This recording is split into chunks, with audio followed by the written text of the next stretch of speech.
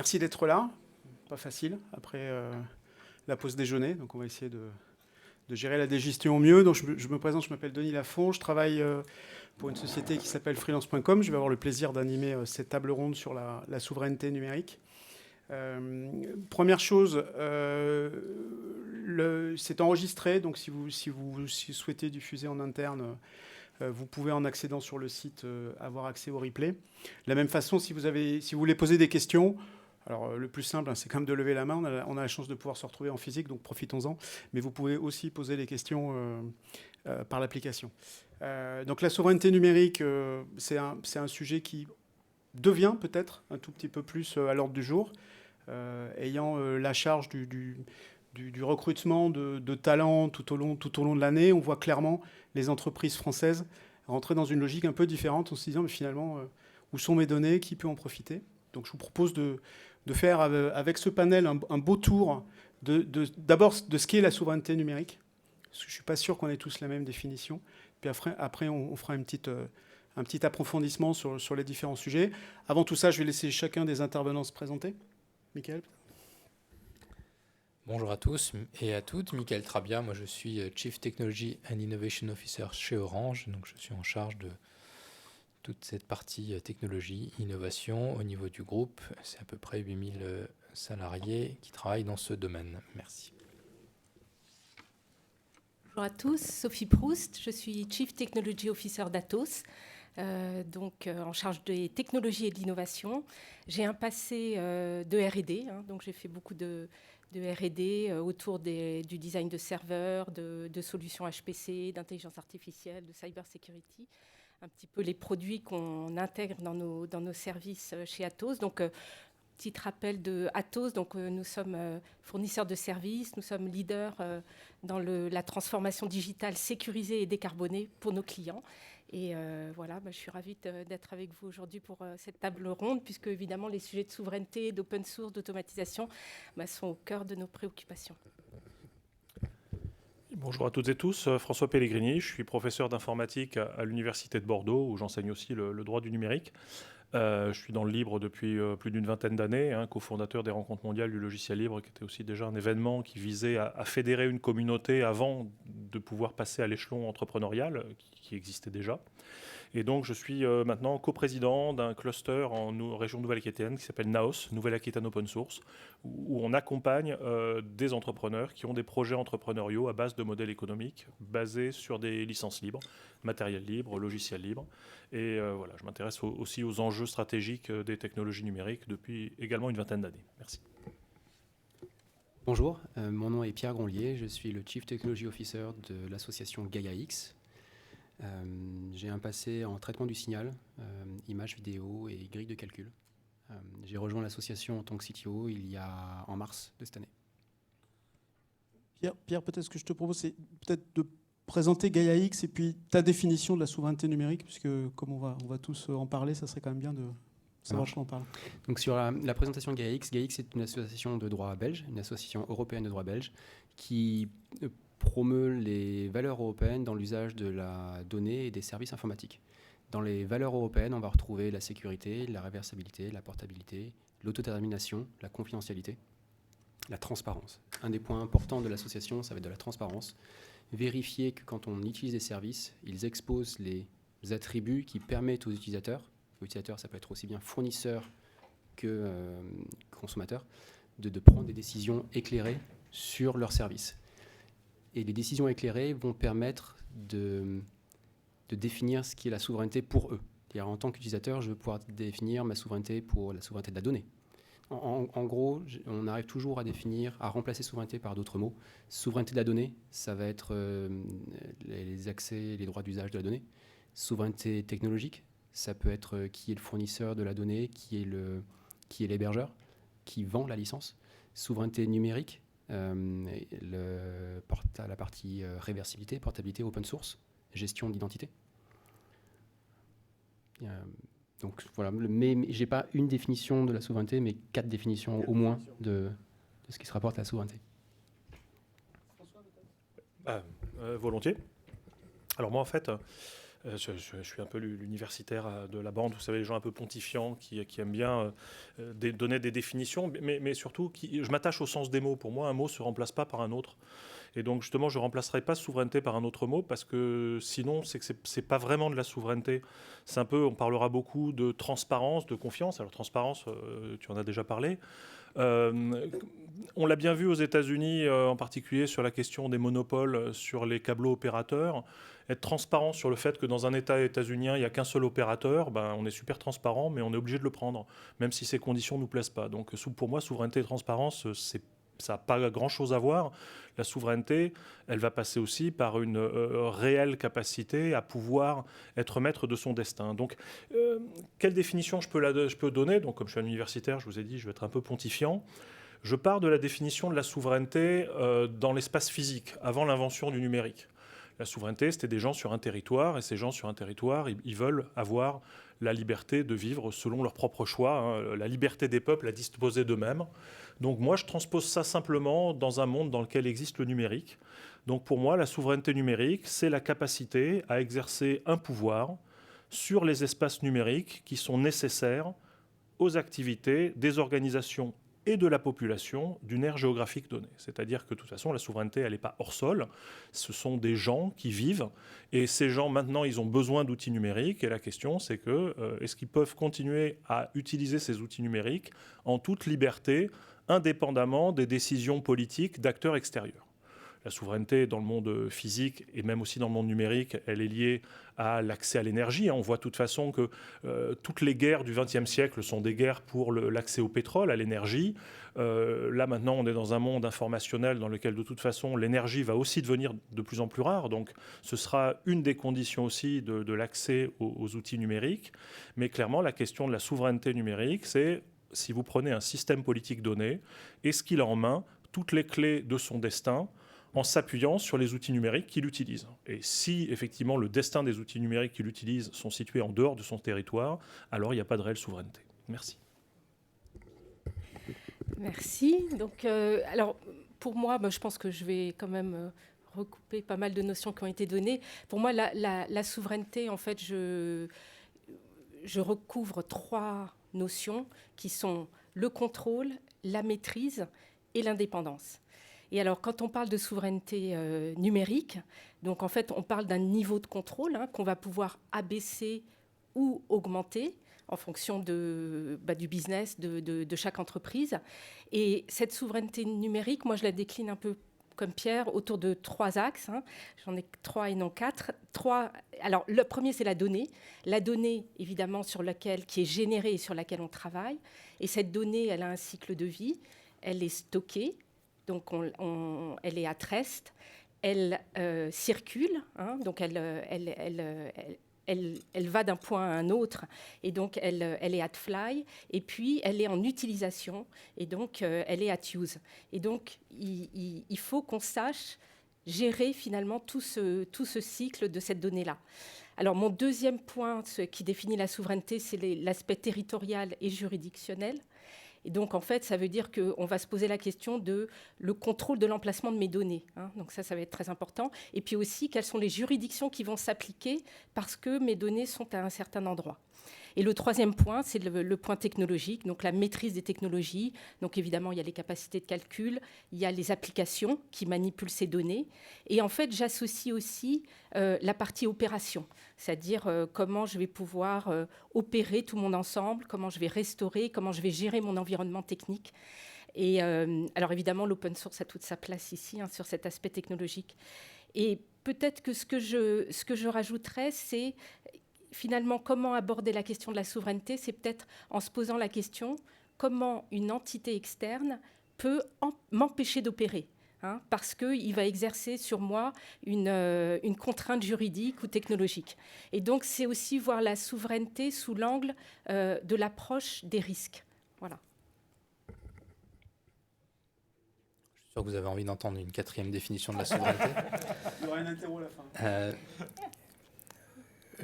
Pour ne pas paraphraser ce qui a été dit, je pense qu'il Sur la souveraineté, en réalité, on a deux éléments qui sont importants. C'est de savoir de quoi on parle. Est-ce qu'on parle de la souveraineté alimentaire, la souveraineté énergétique, la souveraineté numérique, et puis sur quel périmètre, sur quel territoire géographique.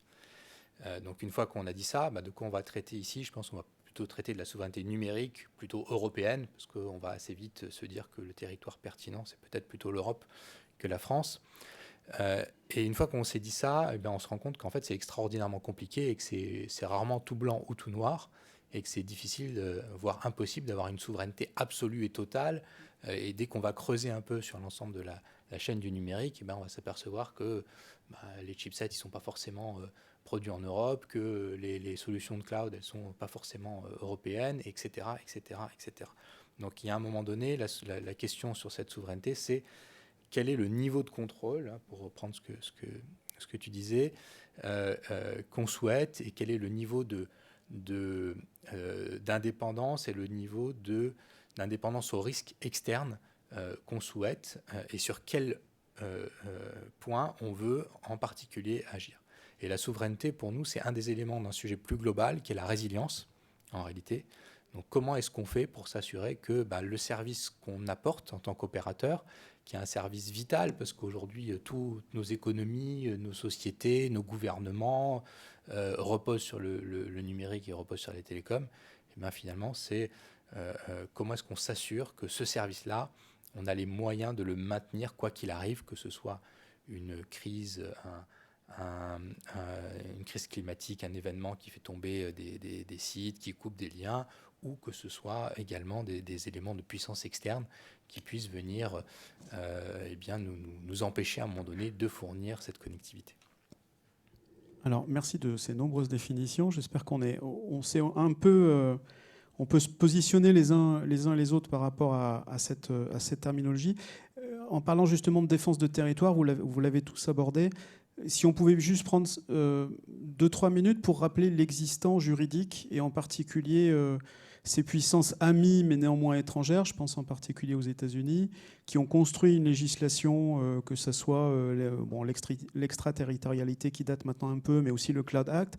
Est-ce que l'un d'entre vous peut peut-être rappeler ce que ça veut dire le Cloud Act et en quoi ça attaque notre souveraineté? Je ne sais pas, peut-être François ou...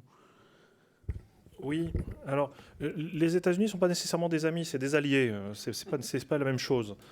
Mais c'est bien d'avoir des alliés. Je pense que dans un monde dans lequel le niveau de risque augmente, c'est toujours intéressant d'avoir des alliés. Mais à chaque fois, il faut savoir ce que l'allié souhaite. Et il faut pas que la relation soit déséquilibrée. Alors, bien évidemment, c'est toujours compliqué. On peut mettre face à face le PIB, un certain nombre d'outils d'extraterritorialité. Il y en a plein. Au niveau des États-Unis, le dollar est un instrument d'extraterritorialité. Il y a énormément de législation qui s'adosse à des instruments à l'utilisation. Le Cloud Act, c'est une partie émergée et relativement, bénigne d'une certaine façon de ce système. C'est le fait de dire, à un moment donné, quand on a besoin d'avoir accès à des données, et si ces données sont effectivement hébergées par des entreprises qui sont sous régime juridique états-unien, alors on a la possibilité de faire une réquisition auprès de ces entreprises pour obtenir les données. Y compris si les données sont localisées en dehors du territoire états-unien. Le Cloud Act est un instrument de réciprocité aussi, c'est-à-dire qu'il permet également aux pays tiers de faire de même. Et en fait, il suppose l'établissement de conventions. Je ne vais pas rentrer dans les détails, mais c'est pour dire que le Cloud Act est finalement peut-être un outil un peu moins abominable que celui qu'on peut imaginer, parce qu'il donne aussi des droits réciproques aux autres juridictions qui voudraient les exercer. Ça vient à pallier de façon sans doute un peu brutale un instrument qui n'a pas été suffisamment bien utilisé, qui s'appelle les accords juridiques mutuels, les MLAT, qui permettaient cet échange de données. En fait, dans le cas du Cloud Act, on est simplement dans l'espace du droit, on est dans l'espace judiciaire. Au niveau des États-Unis, il y a des législations qui sont beaucoup plus problématiques en termes de réciprocité. On peut penser à la section 702 du FISA, ou on peut penser au décret présidentiel, à l'Executive Order 12333, qui, eux, donnent des pouvoirs d'interception sur les données, y compris en transit, dès le moment où elles sont accessibles à des opérateurs qui peuvent tomber sous contrôle états-unien. Et ça, je tiens à le dire parce qu'on a l'impression que c'est problématique, c'est simplement quand les données quittent le territoire de l'Union européenne. Mais si vous envoyez des données de Paris à Stockholm et qu'elles passent par un satellite états-unien, alors effectivement se posent des questions de captation au titre de l'Executive Order 12333, dont la CJUE, la Cour de justice de l'Union européenne, a considéré qu'effectivement ces éléments, enfin, et puis FISA 702, ces éléments avaient vocation à s'appliquer aux données en transit. Donc ce n'est pas parce que vous envoyez un courriel d'une ville de l'Union européenne à une autre ville de l'Union européenne que vous êtes à l'abri. Hein. Je tiens à le préciser. Merci. Ouais, donc, bon passage par le juridique. Je voudrais quand même juste continuer, puis après, on va arrêter avec le juridique, on va rentrer un petit peu plus dans l'opérationnel. Mais on a vu avec l'apparition de la RGPD en Europe il y a quelques années, une forme de demi-sourire en se disant mais finalement l'Europe essaye d'imposer quelque chose et ça va être compliqué. Bon, on a vu que finalement ça a plutôt bien marché, qu'on a même une petite pression pour l'exporter, ou en tout cas elle est en train d'être reprise par certains pays. Est-ce que le cadre réglementaire européen aujourd'hui, il y a un certain nombre d'initiatives, alors je pense au Digital Service Act, qui a plutôt vocation à réguler les plateformes, en tout cas celles qui ont plus de, alors je ne sais plus si c'est 25 ou 45 millions d'utilisateurs en Europe, avec l'idée d'avoir une obligation de résultat quant à la modération, avec des pénalités qui vont à 6% du chiffre d'affaires annuel en cas de défaut. Donc on peut imaginer que pour Facebook, ça commence à faire un peu d'argent. Est-ce qu'on peut avoir alors espoir n'est peut-être pas le bon terme, mais est-ce qu'on peut avoir un espoir que l'Europe reprenne la main sur cette défense du territoire par la législation? Parce qu'après, on va parler de relocalisation, on va parler de technologie, on va parler des combats à mener, mais est-ce que la loi peut nous permettre de reprendre un petit peu du territoire perdu dans les années passées? Je laisse répondre qui veut. Peut-être pour dire un mot là-dessus. Il y a 10 ans, quand on parlait de politique industrielle en Europe, c'était un gros mot.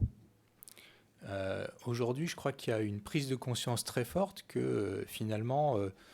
nos alliés ne sont pas forcément nos amis et qu'on n'a pas que des amis et que finalement cette extraterritorialité qui se développe, qui a été très bien expliquée avec le Cloud Act, mais aussi avec le FISA, enfin il y a d'autres mécanismes, hein, il ne faut pas croire qu'il n'y en a qu'un. Et puis c'est aussi la démonstration que, en fait, du jour au lendemain, un État peut tout à fait pondre un texte de loi et ajouter des éléments extraterritoriaux. Donc aujourd'hui, cette prise de conscience, elle est réelle.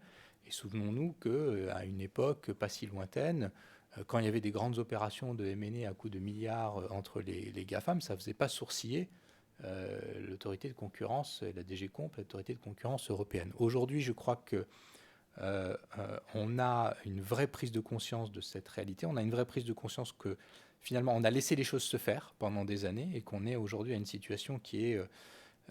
qui n'est pas simple pour l'Europe, puisqu'on est face à deux grandes puissances, Chine et États-Unis, pour ne pas les nommer, qui sont dans un conflit clair, technologique, pas armé heureusement, mais technologique, avec finalement nous au milieu qui nous disons comment est-ce qu'on va pouvoir se positionner. Donc oui, des outils juridiques, il y a une chose sur laquelle on n'est pas mauvais en Europe, c'est le réglementaire, peut-être un peu sans féliciter ou pas, je ne sais pas. Mais en tout cas, avec le RGPD, on a fait un premier pas, qui n'est pas que positif, hein, d'ailleurs, parce que quand, en tant qu'utilisateur, vous devez cliquer OK sur des conditions générales sans finalement les lire, parce que je ne suis pas sûr qu'on ait fait un gain d'ergonomie remarquable en termes de customer experience, mais il y a d'autres éléments qui sont effectivement très positifs pour la protection des données des utilisateurs. Et les textes européens qui arrivent visent clairement à nous redonner aux Européens, hein, finalement, une compétence et un pouvoir pour réguler beaucoup plus fortement ces grands acteurs qui, aujourd'hui, finalement, sont des bottlenecks, sont des acteurs qui sont incontournables dans le numérique, qu'on le veuille ou pas. On peut parler de nos technologies, mais quand on parle de l'usage au quotidien, encore plus. Voilà, vous êtes tous comme moi utilisateurs d'un smartphone, d'un ordinateur, et je pense qu'à peu près 100% d'entre vous passez par les fourches codines de Google, d'Apple, d'Amazon, de Facebook, etc. D'autres commentaires ? Sur la partie Data Governance Act, il y a par exemple un élément que l'on regarde activement côté GaiaX, c'est leur définition du consentement. Le fait que quand on échange de la donnée, il faut absolument pouvoir décrire du consentement. Et côté GaiaX, pour arriver justement à promouvoir cette émergence d'acteurs, de fédérations d'acteurs en Europe, comment est-ce qu'on pourra arriver à automatiser ces consentements, des Usage Policy Rights Negotiation, est un élément important de ce que l'on doit faire en Europe pour arriver justement à construire quelque chose qui permette d'améliorer l'utilisation, l'expérience utilisateur et pouvoir créer justement des réseaux, des fédérations de fournisseurs de services européens. Ah non, j'ai déjà parlé, mais je voudrais rajouter aussi des choses derrière. J'ai rien à... Attends. Alors, monsieur, il y a un deal, c'est que je ne parle pas trop. Alors, sur l'extraterritorialité, il y a un point intéressant avec le RGPD, c'est qu'en fait, ce n'est pas une question d'extraterritorialité. C'est une question, là encore, une loi, elle s'applique sur un territoire donné. La directive de 95, qui régulait la protection des données avant le RGPD, elle disait justement, elle avait comme périmètre finalement l'Union européenne, mais en tant que fournisseur. Or, on voit bien que si on veut protéger les personnes, il faut faire en sorte de protéger les personnes sur le territoire, indépendamment des fournisseurs. C'est exactement comme quand vous voulez avoir des pyjamas pour enfants qui ne soient pas inflammables, vous faites une norme européenne et vous dites tous ceux qui veulent importer leurs pyjamas dans l'Union européenne, ils doivent respecter la norme pour que les petits enfants européens ils soient protégés. Donc la loi, elle est territoriale, mais elle s'adresse à des fournisseurs extra-européens par ricochet. Le RGPD, c'est un peu, avec très peu d'argent, la création d'une marque mondiale. C'est quand même assez impressionnant. Pour moi, ça ressemble un peu au droit de l'environnement. Vous savez, où à un moment donné, il y a des gens qui disent franchement, ce qu'on fait là pour la planète, c'est pas cool. Alors on va faire des législations. Et puis au départ, il y a les business qui hurlent en disant mais c'est atroce parce que en fait les étrangers ils vont pouvoir nous inonder avec des trucs. Et ben non, la norme elle est la même pour tout le monde, au contraire. Et le fait que le RGPD dise pour tous ceux qui veulent faire du business avec les résidents de l'Union européenne, et je dis pas citoyens, je dis bien résidents, les gens qui ont les deux pieds sur le territoire européen, eh bien ils doivent respecter ces normes-là, c'est justement la garantie d'une concurrence libre et non faussée. Alors bien sûr, par ricochet, ça implique que les entités extra-européennes qui interagissent avec les résidents européens, elles leur accordent un certain nombre de droits. Et alors le national du pays en question dit, mais attendez, vous, l'entreprise de mon pays, vous donnez plus de droits à ces étrangers qu'à moi qui paye mes impôts dans ce pays. Et donc il y a un effet de diffusion, il y a un effet parce que finalement, il faut bien poser les choses. L'Union européenne, c'est le marché le plus riche, c'est dans les frontières larges, extra-UE, mais avec tous les pays satellites, si on compte l'espace économique européen, etc. C'est 700 millions de personnes qui ont le plus gros revenu par tête au monde. Donc c'est un marché qu'aucune boîte ne peut ignorer si elle a envie d'être un peu globale.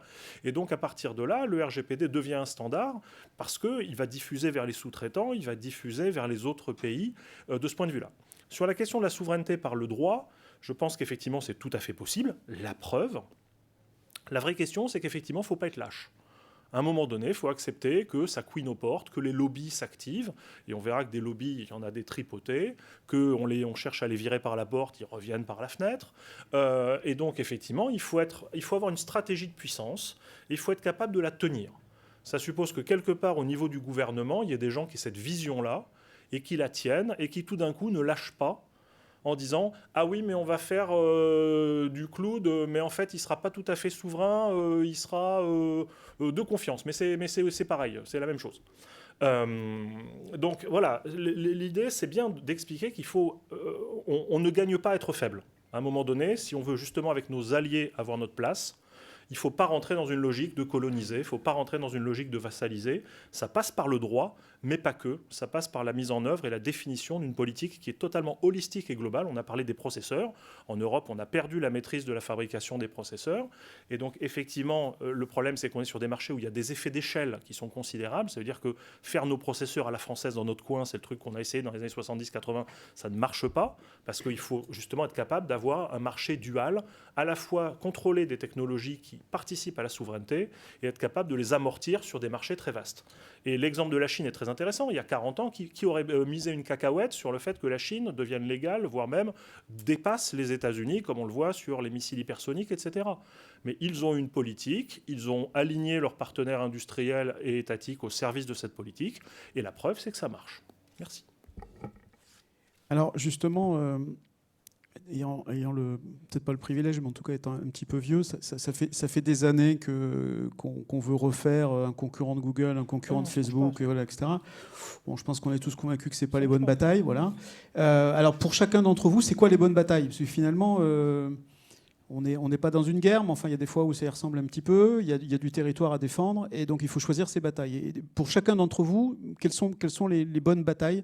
Alors pas juridiques, parce que là, ça y est, on a passé, mais en particulier sur les batailles technologiques. On a parlé de la microélectronique ou les microprocesseurs. Je pense que c'est un bon exemple. Je vous laisse embrayer chacun. Je peux peut-être commencer. Donc oui, il y a pas mal de batailles qu'on peut mener et qu'on mène et qu'il faut continuer à mener. J'en citerai quelques-unes. Le premier, pour moi, c'est le calcul haute performance. C'est vraiment une technologie qui permet la compétitivité, l'efficacité des entreprises, des industries. Alors, en cela, Atos est leader européen du calcul haute performance. On continue à faire des serveurs, on continue à faire des ASIC, on a toute une stack software. Et pourquoi c'est important? C'est parce que, je vous disais, c'est un atout de compétitivité. Partout, en fait, dans toutes les industries, on a besoin de modéliser le monde physique pour voir comment il va évoluer. Donc, si on prend l'automobile, l'aéronautique, tout ça, on a besoin pour ne plus prototyper, de calculer d'un point de vue numérique quelle va être la résistance au vent, quelle va être la résistance au crash, etc. Si on regarde aussi dans le domaine de la santé, on le voit bien évidemment avec la simulation de molécules pour trouver des vaccins, mais pas que. Pour regarder le vieillissement de la population, pour réfléchir sur les maladies d'Alzheimer, etc. Dans le domaine de la défense, évidemment, la souveraineté passe par la simulation nucléaire, et puis en France, et puis le climat. On en parle, on est en pleine COP26. C'est très important de pouvoir modéliser l'impact des hommes sur le climat. Donc moi, mon premier chantier, je pense que je pointerai, c'est justement le calcul haute performance. Alors, il y en a un deuxième, et puis là, je contredirai ce qu'a dit François, désolé, c'est que sur les processeurs, donc tu as raison, ça fait très longtemps Bull à l'époque faisait ses propres processeurs. On a arrêté de les faire parce qu'on s'est aligné sur des architectures Intel. Mais là, il y a 4 ans, l'Europe a lancé un grand programme qui s'appelle EPI, European Processor Initiative, et Atos a été leader du consortium. Et donc, on a fait des spécifications pour un processeur européen généraliste avec une partie accélérateur RISC-V. Donc là, on revient dans le monde de l'open source, donc c'est intéressant. Et donc, l'Europe va être bientôt dotée d'un processeur. Alors, il y a d'autres technologies, pour moi, très importantes. On en reparlera sans doute, la cybersécurité. Il y a aussi toutes nos capacités d'opérer. C'est très important pour pouvoir d'opérer les infrastructures de données. Et puis effectivement, je pense qu'il y a des batailles qu'il faut laisser, tout ce qui est l'infrastructure virtualisée que font très bien les hyperscalers. Nous, plutôt nous concentrer sur la donnée. Donc là, Gaia-X, IDSA, c'est un formidable jeu de souveraineté. Juste sur la virtualisation, on a quand même de beaux représentants aussi sur ce salon, de gens qui savent faire de la virtualisation. Bien sûr, mais c'est vrai, mais la tendance aussi de plus en plus pour passer à l'échelle, c'est d'utiliser quand même les technologies des hyperscalers. Et on a plein de projets qui sont en mode déconnecté, donc qui vont permettre justement une certaine partie de souveraineté. Alors, des hyperscalers, il n'est pas très difficile de passer au cloud et au cloud de confiance. Il y a une petite pique tout à l'heure, en tout cas je l'ai senti comme ça, légère. Peut-être Michael ou François, comme vous voulez, sur les batailles à mener. Juste après, peut-être d'abord sur la bataille. Alors, une bataille ou plusieurs. Plusieurs. On peut mener une guerre complète. Ouais. Je veux mes doigts. Je vais prendre le point de vue technique. Si on veut arriver à survivre en Europe. Je suis pertinemment convaincu qu'en Europe, on a extrêmement beaucoup de savoir-faire, de technologie, d'expertise. Mais si on veut pouvoir favoriser cette expertise sans avoir la création de un champion européen, ce qui amènerait à ce que vous voyez pour me détailler et qui, je pense, ne marchera pas, il faut qu'on puisse créer une fédération d'acteurs. Il faut qu'ils puissent être interopérables. L'interopérabilité, indépendamment du protocole utilisé, ça commence par la gestion de l'identité. Le KYC, Know Your Customer. En Europe, alors il y a quelques petits pays, les pays baltes, l'Estonie, qui est très en avance sur l'économie numérique, et l'identité numérique. Le reste est plutôt en retard sur ce qui se passe en termes de gouvernance numérique. Et je pense que mon point de vue sur la bataille, quand on commence quelque part à avoir une relation contractuelle entre deux personnes et pouvoir la faire à l'échelle et essayer de l'automatiser au maximum, on ne pourra pas remplacer les humains, ça va être une identité, le travail par exemple qui est fait dans le cadre de IDAS V2, Self-Sovereign Identity, pour avoir... Je vois qu'il y a de la tête qui node à côté. On va avoir un bon débat. Si on n'a pas ça, on pourra se mettre d'accord sur les interfaces, sur les protocoles, sur la souveraineté à différents niveaux. Ça ne marchera pas. Donc pour moi, le champ de bataille, c'est vraiment avoir toutes les bases juridiques et légales en Europe pour pouvoir avoir quelque chose qui passe à l'échelle. Identité numérique et c'est ça, et je sens que François a des commentaires. Ça va être un commentaire rapide. Un certain nombre de personnes ne sont présentes dans la salle ici que parce que leurs grands-parents ont eu des faux papiers pendant la Seconde Guerre mondiale. Ça veut dire qu'effectivement, l'identité régalienne numérique, c'est une fausse bonne idée et c'est en général une très mauvaise idée. En fait, un bon système d'identité doit être faillible, mais je n'ai pas le temps de développer là-dessus, c'est pas vraiment le sujet. Hein. Pour ça, on diverge un peu, mais on est vraiment dans le solutionnisme technologique avec ces histoires d'identité numérique infalsifiable, etc., la biométrie, tout ça. Mais ça, c'est pas le sujet qui m'occupe. Je vais revenir sur le sujet qui nous préoccupe, celui de la souveraineté numérique. Ton exemple de dire, ouais, on va avoir un processeur européen. Oui, mais à quel prix ? Et si effectivement, au coût de fabrication et de mise en œuvre, parce que le marché est réduit, il coûtera 2 fois plus cher, on le mettra dans les supercalculateurs. Puisqu'on est à la promo, moi je fais un logiciel qui s'appelle Scotch, qui fait du partitionnement de graphes parallèles pour les HPC, donc on bosse avec ça. On aura raté la cible. C'est-à-dire que ça ne sert à rien d'avoir un processeur européen qu'on met que dans les machines de HPC, c'est déjà bien, on les mettra dans les missiles, on les mettra dans des tas de trucs où c'est bien que ça marche toujours quand on veut que ça marche. Mais si dans les ordiphones des gens, on a le processeur qui vient de l'étranger, qui est troué, parce que tous les processeurs sont troués à l'heure actuelle, hein, donc faire de la cybersécurité au-dessus d'un processeur troué, c'est quand même assez délicat pour ceux qui font de la cybersec et qui le savent. Donc on a un vrai enjeu, non seulement il faut fabriquer, il faut avoir la maîtrise de ces technologies, mais en plus... il faut être capable de les déployer à une suffisamment large échelle pour qu'avec ces économies d'échelle, on puisse garantir la viabilité du produit face aux compétiteurs. Et c'est ce que les Chinois ont réussi. C'est facile, ils ont un marché domestique de plus d'1 milliard de personnes qui étaient en train de s'équiper. Donc ils ont pu jouer largement et dérouler le tapis à leurs fournisseurs technologiques. En plus, les Européens, à l'époque, il y avait un certain nombre de gens qui paraissaient-ils, étaient des brillants penseurs, j'ai toujours pensé le contraire, qui disaient « ouais, fablesse, compagnie, machin, on va mettre la production chez les Chinois, de toute façon, ils n'y comprennent rien, et nous, on garde la IP, machin ». C'est un suicide, et la preuve, on en paye maintenant le prix. Les fabricants, ils sont dans ces pays-là, qui contrôlent, et s'ils serrent le robinet, tout le monde panique. Il y a TSMC qui est à Taïwan, avec la Chine qui monte les muscles, tout le monde s'excite. Les Américains, ils ont très vite senti le danger. Ils ont dit, oulala, on va relocaliser la fabrication de nos processeurs sur notre sol. En Europe, on dit, bon, tiens, on va faire des processeurs. Mais la bataille, elle est dure. Hein. Vous voyez, autour de ARM, il y a eu justement des tentatives de construire un processeur un peu souverain. Ça se fait racheter. La bataille, elle est permanente. Les coûts sont permanents. Et donc, dire on fait un processeur européen, ça ne sert à rien si on n'a pas une stratégie ensuite pour dire comment est-ce qu'on fait en sorte qu'il trouve un marché qui permette de le diffuser à un coût qui soit économiquement acceptable dans une démarche de souveraineté. Donc, par rapport à ça, donc, il y a un point aussi important sur le droit. Donc, on a expliqué, il faut faire vivre les petites entreprises. Donc, moi, c'est le droit qui est quand même un des vecteurs. Hein. Je suis informaticien, mais j'aime bien le droit law is code. Et donc, effectivement, il faut poser des lois qui marchent. Le député Latombe a proposé, effectivement, le Small Business Act. C'est un élément intéressant. Le problème de ce que tu décris avec la fédération, moi, en tant que libriste, j'aime bien le Small is Beautiful et les coopérations. Mais quand on passe à l'UGAP, il veut voir qu'une tête. Et donc, on a un gros problème qui est que cette fédération, elle ne sera pas vue comme une entité suffisante et suffisamment crédible pour fournir le service. Ah ouais, mais c'est des boîtes qui ont moins de 10 personnes, alors si elles tombent, ben, on est bien embêté, alors on va aller chercher la grosse boîte. Et puis il y a le syndrome du DSI. Vous savez, le syndrome du DSI, c'est tant que j'achète le leader du marché, si ça ne marche pas, on ne pourra rien me dire. Alors que si je mets en place des solutions un peu exotiques, si ça ne marche pas, on dira que j'ai fait des bêtises et on me virera.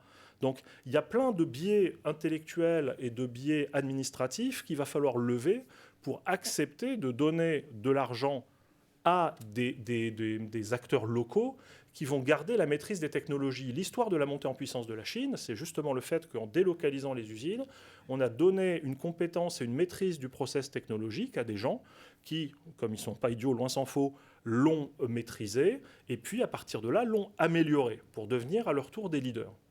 Et c'est le défaut que je vois avec le cloud dit de confiance, où on dit sur des serveurs qui sont des serveurs chez nous, avec du droit bien de chez nous, on fait tourner des technos étrangères. Il n'y a pas de péjoratif, hein, mais c'est juste...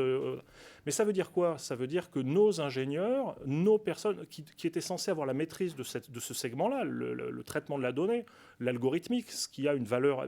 Eh ben en fait, on prend des trucs sur étagère qui viennent de l'étranger, on paye des licences, donc on paye les ingénieurs étrangers, et on empêche le développement de ces compétences ou le maintien de ces compétences sur notre territoire.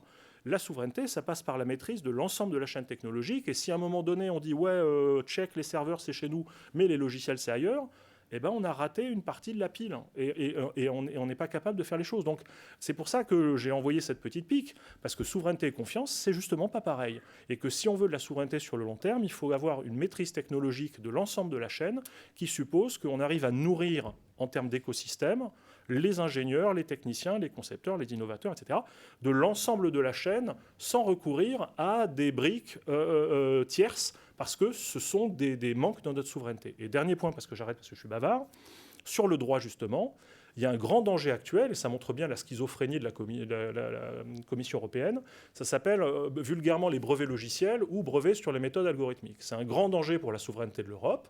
Et ben, la Commission européenne, elle fait le DSA, elle fait le DMA, et en ce moment, en sous-main, elle essaye de mettre en place un système de brevets qui s'appelle le UPC, Unified Patent Court, qui en gros va se faire sortir de l'ordre juridique européen, c'est-à-dire sous l'empire de la CJUE, qui est normalement le sommet de l'ordre juridique européen, la gestion des brevets dans un entre-soi avec ce petit microcosme qui se goinfre là-dessus.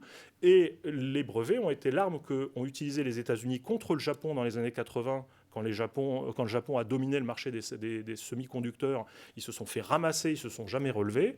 Et là, relégaliser les brevets logiciels en Europe, parce que pour le moment, ils ne sont pas légaux. Hein. Je rappelle que la directive de 2005 qui devait les légaliser a été rejetée au Parlement européen. Donc les offices de brevets cherchent encore à grenouiller, etc.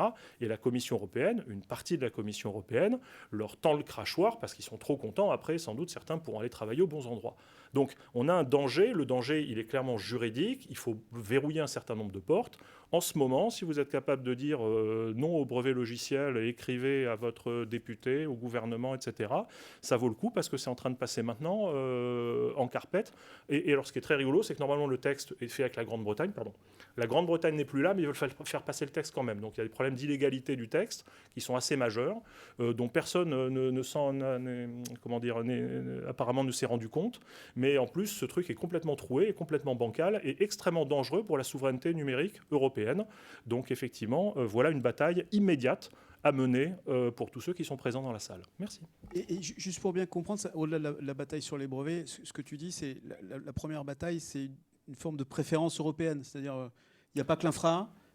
Tu achètes du soft, quand tu achètes du soft, il est forcément européen, etc. Il faut aller jusque-là. Sinon, la guerre est perdue. En tout état de cause, s'il nous manque un maillon dans la chaîne d'approvisionnement, c'est le maillon faible. On perd en autonomie. Je ferai peut-être un petit commentaire juste avant que Mickaël reprenne la parole. Étant sur le recrutement et la détection des talents et trouver les bons talents pour les entreprises françaises, il y a un petit paradoxe, effectivement, c'est que les ingénieurs français travaillent pour les GAFAM américains. Donc en fait, certes, les logiciels sont entre guillemets de droit étranger, mais les compétences en fait sont des compétences qui ont été formées par l'école française. Donc on paye deux fois. Voilà, je ne sais pas si on y voit un paradoxe ou un modèle économique qui n'est pas très bon pour nous, mais en tout cas c'est clairement, ça se voit tous les jours avec des ingénieurs qui même à distance, c'est-à-dire sur notre territoire, travaillent pour des certains reviennent. Alors, ça commence, effectivement, on commence à le voir. Je suis passé exactement par ce que vous avez décrit. Ah bah voilà, bon, je savais suis là pas, aujourd'hui. c'était pas prévu. Hein, je pensais.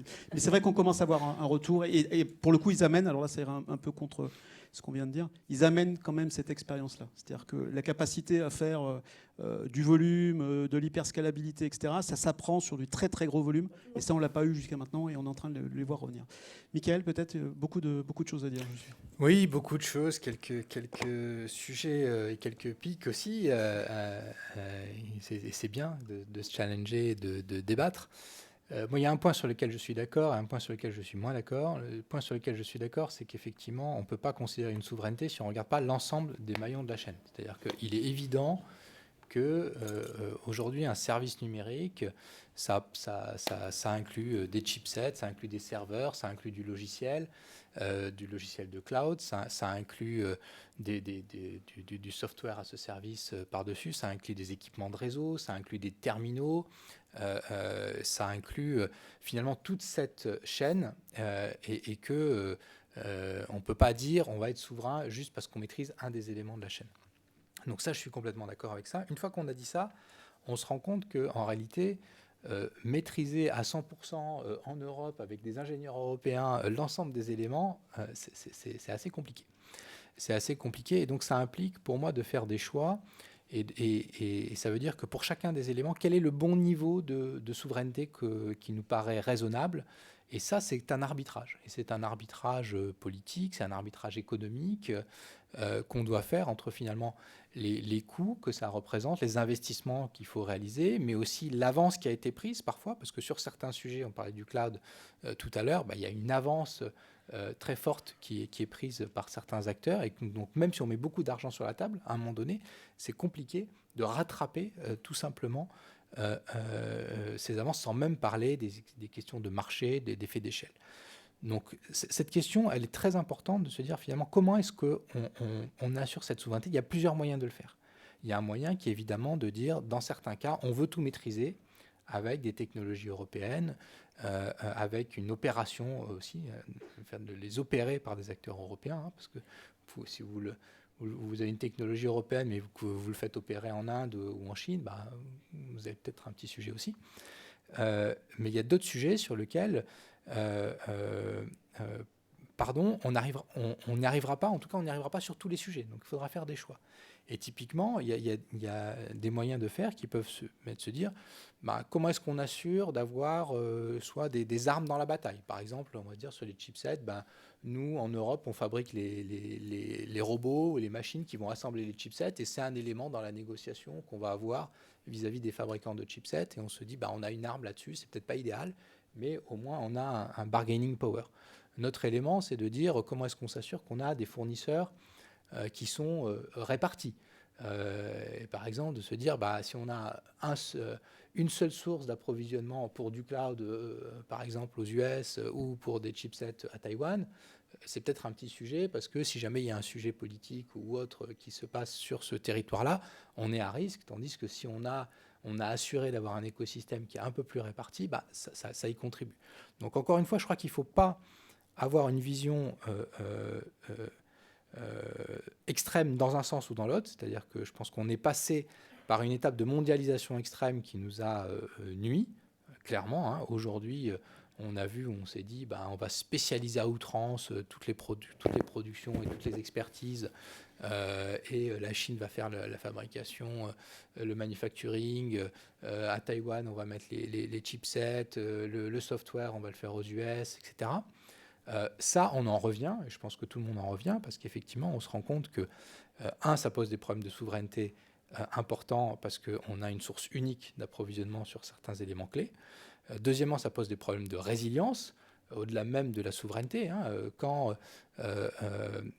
vous avez une crise sur les chipsets mondiales comme on a en ce moment, on s'aperçoit que tout d'un coup, on n'a plus assez pour nous, et donc c'est même pas une question de souveraineté, mais c'est simplement une question d'accès à ces éléments-là. Quand vous avez l'Ever-Given qui bloque le canal de Suez et 10% du commerce mondial s'arrête, vous avez des chaînes de production entières qui sont à l'arrêt parce qu'elles n'ont plus un des composants des éléments. Donc oui, on est allé trop loin dans cette mondialisation à outrance et il faut arriver à quelque part avoir une relative démondialisation et avoir des écosystèmes plus locaux. Pour autant, je pense qu'il ne faut pas non plus tomber dans l'excès inverse, où on va dire, en Europe et en France, a fortiori, on va avoir tous les éléments et on va tout maîtriser. Je pense que ça, c'est quelque chose qui n'est pas non plus réaliste, parce que sinon, on va tomber dans une difficulté qui va être, on va vouloir tout reconstruire, on va avoir des problèmes de fonctionnalité, on va avoir des problèmes de coûts, on va avoir des problèmes de délai. Et derrière, il ne faut pas oublier que nos entreprises, elles sont en concurrence aussi mondiale, et que si on dit que les fabricants automobiles finalement doivent se fournir qu'avec des solutions européennes, et que de ce fait-là, ils sont 10% moins compétitifs ou 20% moins compétitifs que les autres, au final, on aura des bagnoles chinoises ou des bagnoles américaines, on n'aura pas forcément gagné au change. Donc c'est un élément qui est important à considérer. Et puis, il y a les sujets de demain. Et donc sur les sujets de demain, pour répondre à la question quels sont nos combats, nous on en a deux dans les télécoms sur lesquels on se préoccupe actuellement, qui sont liés en fait au réseau du futur. Et le réseau du futur, c'est un réseau qui est virtualisé.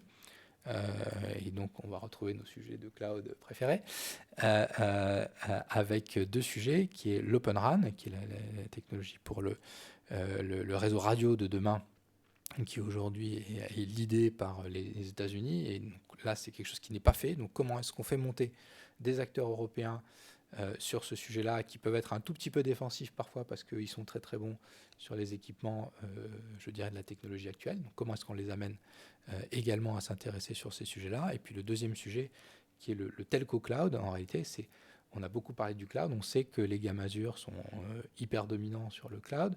Le telco cloud, c'est un cloud différent. Un cloud qui a d'autres exigences, d'autres besoins, et ils ne sont pas aujourd'hui au niveau. Donc comment est-ce que sur ce sujet spécifique, qui est pour nous en tant qu'opérateurs, mais je dirais à travers nous, tous les utilisateurs des réseaux sont fortement impactés par ces sujets-là. On parle beaucoup d'interception, d'espionnage, etc.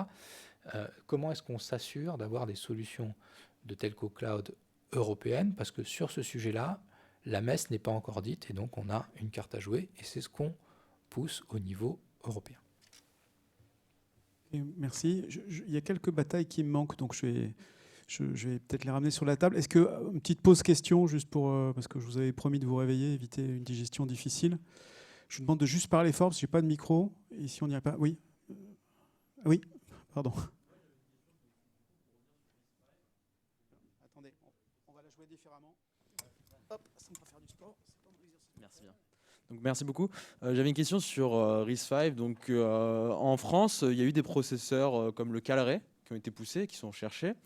Les résultats, je ne sais pas ce qu'il y en a, mais visiblement, il est en production dans certains endroits.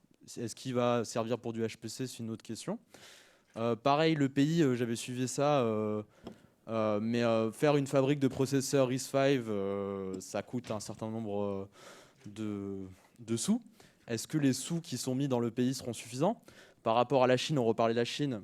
Alibaba a déjà des processeurs RISC-V en cloud qui sont plutôt très performants, qui sont, je crois, aussi open hardware. Le code source a été publié à peine un mois ou un mois et demi.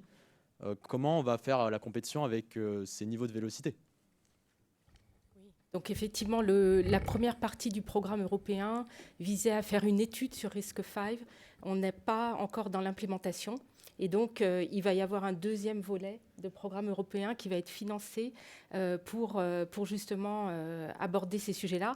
Et ce que je voulais dire, c'est qu'il y a, dans tous les projets européens, en général c'est le cas, il y a un business plan qui est demandé évidemment. Et par exemple, le marché de l'automobile est un marché qui est très intéressé par ces technologies-là. Donc voilà, donc là on va aborder la deuxième phase sur la partie RISC-V. Oui. D'autres éléments de réponse ou...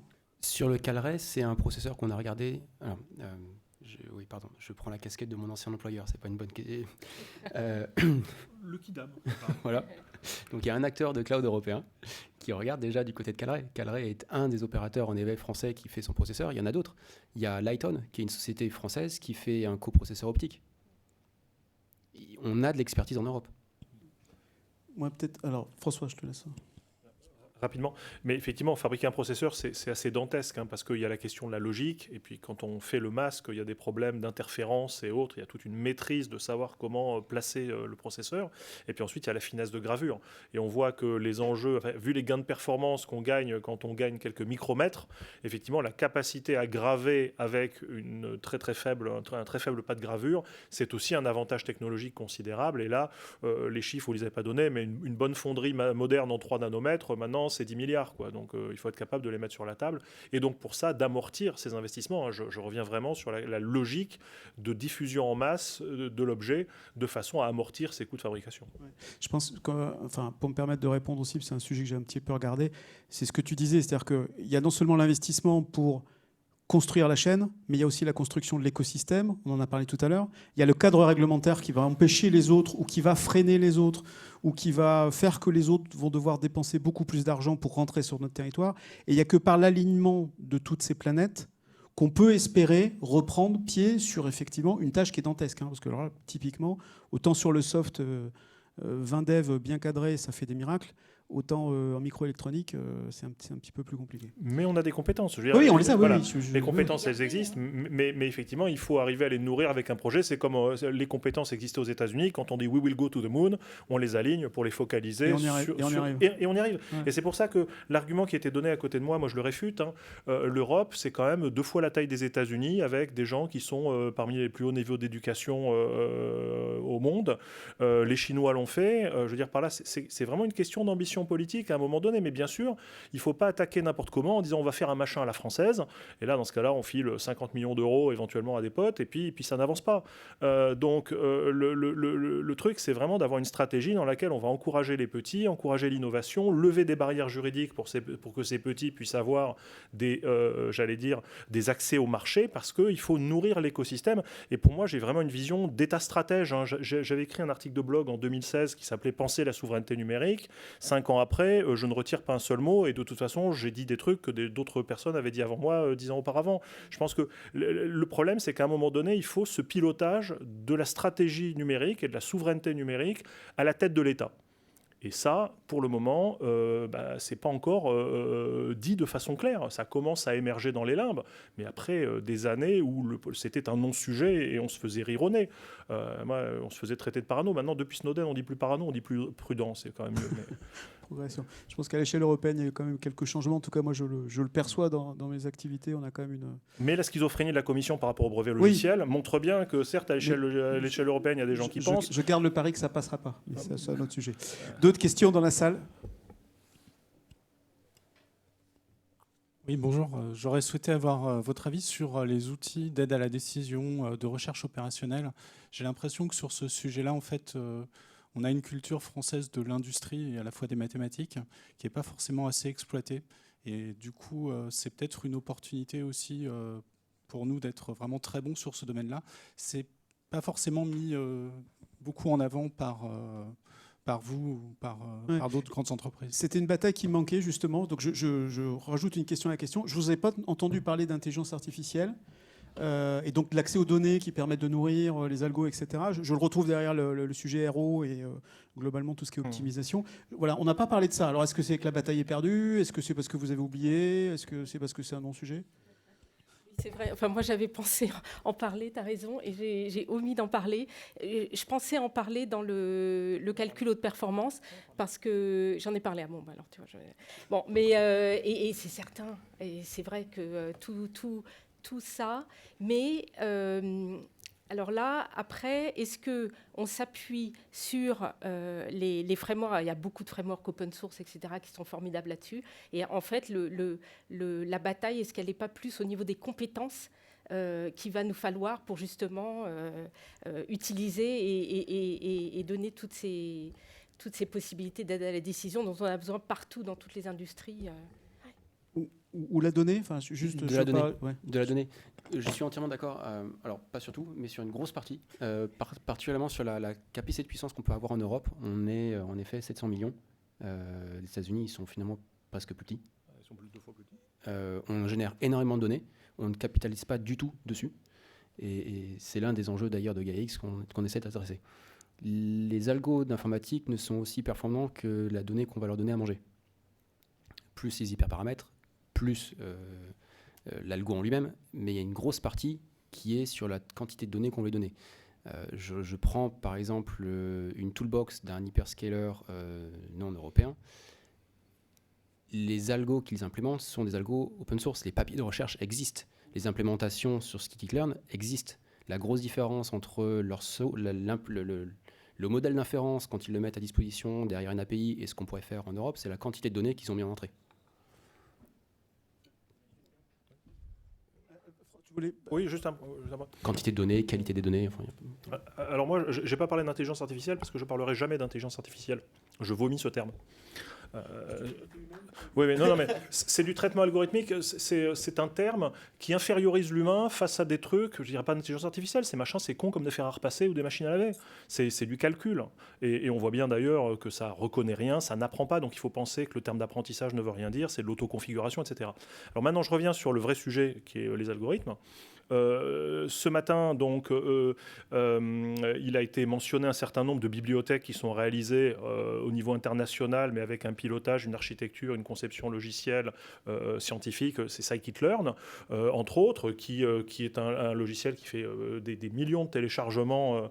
Voilà, qui est un standard mondial. Je veux dire, justement, on a effectivement l'école française de mathématiques, elle est très bonne. L'école française d'informatique, elle est plutôt issue des théoriciens, alors que dans d'autres pays, elle vient des ingénieurs en machine. C'est pour ça qu'on dit pas computer science, ça veut rien dire. L'informatique, c'est vraiment la science du traitement de l'information. On a toutes les armes. Maintenant, moi, je m'étonne aussi. Alors, désolé, je prends ma casquette d'universitaire public, s'il vous plaît. On parle de révolution numérique, on parle d'emploi, de machin. Regardez les budgets de l'université française et comment, effectivement, on n'a quasiment pas de poste d'enseignants en informatique pour former les vagues d'étudiants qui nous arrivent. Je veux dire, là aussi, quand on parle de cohérence des politiques, voilà, c'est fini, merci. Bien noté. Question, il y avait levé là-bas. Christopher Pater, je dirige CO Vision, on développe la plateforme GoFast. On est un des rares éditeurs en face de Microsoft, en tout cas sur les grands comptes Office 365, SharePoint, Teams. Ce matin, le député Latombe a parlé de chasser en meute pour regagner notre souveraineté, ce qui me semble hyper important. J'ai des relations avec Atos, j'ai des relations avec OBS, etc. Mais on ne travaille pas assez ensemble parce qu'on va gagner tous ensemble et pas un petit éditeur dans un coin, un gros intégrateur à côté, etc.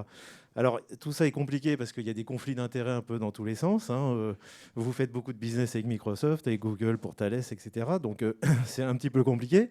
Sauf qu'il y a des notes comme la note de la DINUM, des circulaires qui font que maintenant, il faut s'y mettre. Et on gagnerait que tous ensemble et pas les uns à côté des autres ou en faisant des discours, etc. Il faut y aller. Alors, c'était peut-être pas une question, mais je peux la tourner en termes de question. Alors là, non, mais il y en a une, c'est pourquoi on n'y arrive pas et pourquoi on se tire dans les pattes. Alors, je vais juste, avant de laisser la parole à ceux qui... Ouais. Tactique. Je vais reprendre un peu d'histoire. Pour ceux qui sont de l'open source, ils verront là où je veux en venir. Le ministère des Finances, il y a plus d'une dizaine d'années, a lancé un appel d'offres pour le support au logiciel libre. Okay, je ne sais pas s'il y en a dans la salle qui se souvenait, le plus gros marché de l'époque, 12 millions d'euros, monstrueux. Je n'ai pas vu un acteur du libre qui supportait celui d'à côté. On les mettait dans une réunion, ça tirait des scuds à longueur de journée. Donc effectivement, le chasser en meute, à mon avis, je suis un ancien cap, donc quand on parle des intégrateurs, peut-être je suis extrêmement biaisé. En tout cas, ce que j'ai vu moi, c'est des PME qui ne savaient pas bosser ensemble parce qu'elles ne voulaient pas bosser ensemble. Ça, c'est le premier point. En revanche, ce qu'on sent très bien, donc là, je change de casquette. Je travaille donc pour freelance.com, qui est un modèle qui s'appelle Inops. On a 3 marchés UGAP et on assemble des petites sociétés. Ce que j'ai entendu tout à l'heure a été vrai. On est 10, la commande publique ne veut pas nous voir parce que... Alors, le syndrome du DSI, par contre, il existe toujours. Hein, celui-là, il est compliqué à gérer. Mais en tout cas, aujourd'hui, il y a des modèles contractuels pour lesquels l'administration publique a été sensibilisée pendant des années. Ça commence à rentrer. C'est de dire... On chasse en meute, on est ensemble, il y a quelqu'un qui porte contractuellement la relation. En revanche, ça n'enlèvera pas mon problème initial, qu'il faut quand même que les gens aient envie de bosser ensemble et qu'ils se définissent des territoires qui font que vis-à-vis du donneur d'ordre, alors qu'il se trouve être souvent quand même la commande publique, c'est là où on peut vraiment impacter, faut qu'il y ait une réelle volonté de lâcher un peu sur un peu d'argent, un peu de périmètre fonctionnel, un peu de responsabilité, etc. Et moi, je l'ai vu beaucoup bloquer souvent autour de ça. Et je fais une très bonne conférence sur le sujet demain après-midi d'ailleurs. Oui, enfin, nous on est à l'UGAP, enfin, je veux dire, il n'y a pas de souci pour adresser les comptes publics, qui d'ailleurs sont des très bons élèves par rapport au secteur privé. Nous on a des ministères, on a des régions, etc. Donc des références, on en a, on y arrive tout seul. Mais je veux dire, avec les intégrateurs, ça ira plus vite et plus loin. Et puis il y a un déploiement européen aussi à faire, qui là, par contre, pour une PME française, est plus compliqué, qu'on pourra faire avec des intégrateurs, de gros intégrateurs, et seul, c'est plus dur. Voilà. Bon. Une petite remarque de l'intégrateur de la table. Oui, merci beaucoup. Mais alors là, le chasseur en meute, on est complètement pour, parce qu'effectivement, c'est comme ça qu'on y arrive. Et je pense qu'on a un momentum, là, la table ronde le montre, autour de la souveraineté. On a vu que ce n'était pas one size fit all, c'est en fonction de l'impact, des business, etc. Il va y avoir plusieurs façons de répondre à cette souveraineté. Et puis sinon, ce que je voulais dire, c'est que chez Atos, on a un programme qui s'appelle le programme Scaler, qui permet en fait soit aux startups, mais aux petites moyennes entreprises, en fait, de venir, on les intègre et en fait, on permet de les déployer chez nos clients. Et donc, en fait, c'est une façon justement d'offrir un petit peu le marché européen tel qu'on peut l'avoir, parce qu'en fait, les grands groupes comme Atos ont évidemment une force de frappe très importante au niveau mondial, mais évidemment aussi au niveau européen, avec beaucoup de clients et beaucoup de cas qui peuvent être répliqués. Et c'est ce qu'on veut faire, en fait. On veut avoir une première expérience que l'on peut répliquer dans différents secteurs. Voilà.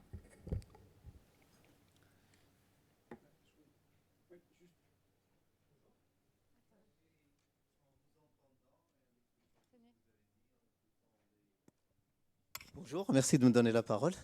Mimoun Ménoir. Donc, en vous écoutant, les intervenants les uns les autres. Et en fait, quand on regarde au niveau mondial, qu'est-ce qu'on regarde ? La souveraineté numérique a été atteinte dans des pays qui ont fait confiance à des sociétés qui ont moins de 25 ans, qui sont devenues les numéros 1 mondial. Quand on regarde et on analyse ces sociétés-là, elles ont un modèle économique qui est complètement révolutionnaire. Et là, quand on regarde ce qu'on essaye de faire, c'est recoller une technologie, des services, etc., sur un modèle économique du 19e siècle. Donc ça ne peut absolument pas coller. Et on l'a vu, les clouds qui ont été faits, les 150 millions d'euros qui ont été donnés de part et d'autre, ça aboutit à une disparition. Et aujourd'hui, parce qu'on ne peut pas aller tout seul, comme on dit, on va aller en meute, mais on va aller en meute vers quoi ? Vers une organisation mondiale du commerce, en face des gens qui ont une puissance. Aujourd'hui, il faut juste... une société indienne, c'est 150 000 ingénieurs, avec un nouveau business model. Ce n'est pas du low cost qu'on va. C'est un nouveau business model qu'il faut penser avant de penser qu'est-ce qu'on va faire. Et on va, par exemple, sur des pays qui te disent, nous, on focalise, par exemple, la Corée. Quand on pense Corée, on pense Samsung. Aujourd'hui, quand on pense Europe, qu'est-ce qu'on pense ? Je pense qu'effectivement, la Corée est un très bon exemple, puisque il y a 30 ans, je crois, c'était quand même un nain technologique. Est-ce qu'il y a un modèle européen à construire ? Alors, on a un peu esquissé, peut-être pas assez clairement, autour de la donnée et du respect des droits universels et des droits de l'individu. Je pense qu'on a un modèle américain qui est très centré, avec les droits des utilisateurs qui sont quand même dans les mains de la puissance privée. On a un modèle chinois qui est très différent et qui est très concentré. Est-ce qu'il y a un modèle européen qui peut émerger avec un modèle économique ou un modèle juridique différent et qui fera qu'on saura résister ? D'un point de vue infrastructure, on voit quand même que l'on se cherche depuis 20 ans. Début des années 90, il y avait Web 1, c'était Web Service. Puis début 2000, il y avait tous les réseaux peer-to-peer, Emule, Quasar, la grande folie de tout ce qui était peer-to-peer. On est revenu sur du Web 2, où on était du coup sur des hyperscalers, on se recentralise. Puis maintenant, on voit une nouvelle vague de Web 3, où on décentralise. On voit bien que tous les 10 ans, 9 ans, on change un petit peu de paradigme et on cherche toujours à trouver cet équilibre. Donc le modèle économique, en effet, prendre peut-être de nouveaux acteurs, je ne sais pas très bien là-dessus, mais les mêmes recettes, ça donnera le même résultat. D'un point de vue décentralisation, quelque chose qui est, alors je prêche pour ma paroisse, mais qu'on a dans les spécifications techniques du projet dans lequel je travaille, il y a le pouvoir s'abstraire de enlever en fait ce locking que l'on a des intermédiaires, que ce soit financier, et promouvoir en fait une nouvelle façon de monétiser. Sinon, en fait, on arrivera à la même chose de j'ai un catalogue, je passe par le catalogue, et en fait, c'est celui qui a le catalogue qui a le pouvoir.